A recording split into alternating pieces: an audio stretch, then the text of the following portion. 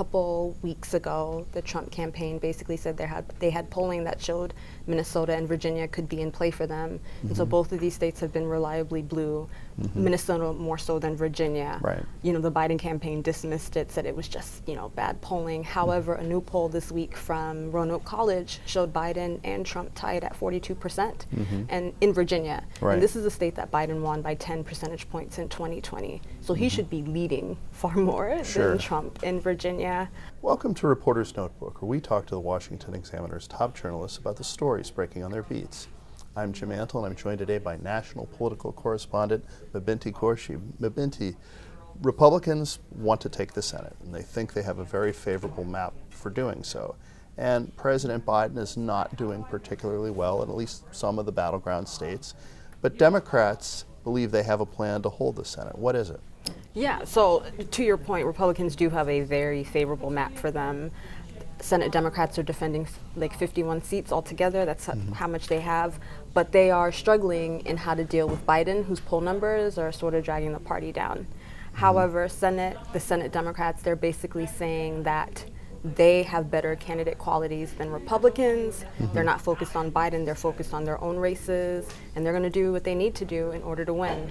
You know, Senator Gary Peters, who's the head of the DSCC, he basically said that he's not going to talk about Biden's bad polling. He's instead going to focus on how many, you know, Democratic senators he can defend and, you know, who he can show that they're better than the Republican candidates. I think he was trying to make the case that in 2022, bad like Senate candidates kind of cost Republicans the Senate, and so they're hoping for that again this time around. And then we have other senators like Raphael Warnock in Georgia who basically said the polls were wrong about me and the polls will be wrong about Biden this time around. And to their point, Senate Democrats are polling better than Biden. Right. But then, you know, there's the caveat that not many voters ticket split come November, so we have to wait and see if they really can defend the Senate. So, speaking of those polls that, you know, maybe some Democrats will say are wrong and others will get really worried about, there are a couple of states that weren't really thought to be battleground states that look like they might be in play, at least in the presidential election this year. Yeah, so a couple weeks ago, the Trump campaign basically said they had polling that showed Minnesota and Virginia could be in play for them. And so both of these states have been reliably blue, Minnesota more so than Virginia. Right. You know, the Biden campaign dismissed it, said it was just, you know, bad polling. However, a new poll this week from Roanoke College showed Biden and Trump tied at 42% and in Virginia. And this is a state that Biden won by 10 percentage points in 2020. So he should be leading far more than Trump in Virginia. And so the Trump campaign is hopefully trying to invest in Minnesota and Virginia, which some governors hope they do because it takes away time from other states like North Carolina, which the Biden campaign thinks they can win, although I'm a little doubtful of that. So there's a third candidate who we have to keep in mind who's been qualifying for a number of state ballots, and that's independent Robert F. Kennedy Jr. And RFK has a beef with the upcoming debate next month.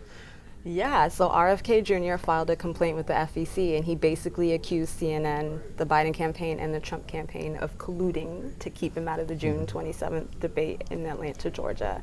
And so basically so his campaign and the complaint pointed to remarks from both Biden and Trump where they basically said they only want one-on-one debates. And, you know, he's also making a point that because they aren't the official nominees, they shouldn't be guaranteed slots for the CNN debate. But CNN is pushing back and saying that they're the presumptive nominees. You know, barring death, they're going to be on the ballot, which we cannot say the same for RFK Jr. And he's also saying that by excluding him, the debate is essentially amounts to a campaign contribution from CNN to Biden. The major party candidates. I do want to say though that he technically has till June 20th to meet the requirements. He's not automatically excluded. It's just very hard for him to meet the requirements because he has to gain access to enough states to meet the 270 electoral college threshold, and he has to hit 15% in 4 national polls. He's only done that in 3 polls. And his polling's really been all over the place. Yeah, like some, you know, in some polls it's 8%, in other polls it might be 15%. And again, so he technically claims he has met the threshold for 9 states that the ballot access, but Right. those states haven't, Confirmed that yeah, yet. they haven't confirmed that he's actually on the ballot either. So I mean, it wouldn't be shocking if he's not on the debate stage come June 27th.